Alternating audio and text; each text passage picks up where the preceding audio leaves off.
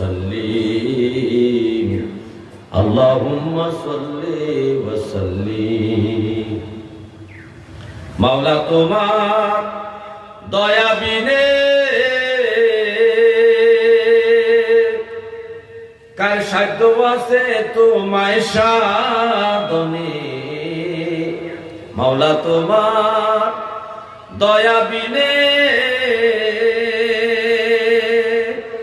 কার সাধ্য আছে তোমায় সাধনে দাবি তোমারি বন্ধু রাহমাতাল লিল আলামিন আল্লাহুম্মা সাল্লি ওয়া সাল্লিম আল্লাহুম্মা সাল্লি ওয়া সাল্লিম আলাইহি ওয়া আলিহি মাআহু আজমাইন আল্লাহুম্মা সাল্লি ওয়া সাল্লিম আল্লাহুম্মা সাল্লি ওয়া সাল্লিম।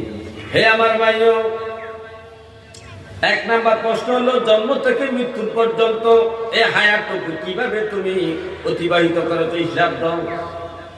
দুই নাম্বার প্রশ্ন হলো যৌবনকালটা, তোমার যে একটা যৌবনকাল নির্দিষ্ট একটা সময় ছিল, এই যৌবনকালটা কোন কোন কাজে ব্যয় করেছো হিসাব দাও।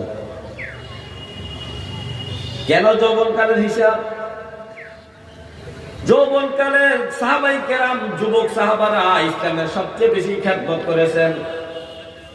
উহুদের ময়দানে, বদরের ময়দানে যতগুলা যুদ্ধ হয়েছে ইসলামের জন্য, সমস্ত যুদ্ধের ময়দানে এই যুবকরাই সবচেয়ে বেশি ভূমিকা রাখছে। সবচেয়ে বেশি ভূমিকা কে রাখছে? এই যৌবনকালের যুবকরা। আর এই যৌবনকালে আম্বিয়া কেরাম নবুয়ত দিয়েছেন। মানে নবুয়তি, অনেকে তো জন্মগত নবী ছিলেন, ঘোষণাটা হয়েছে যৌবনকালে। কোন কালে? যৌবনকালে। তাহলে যৌবনকালটা খুব গুরুত্বপূর্ণ।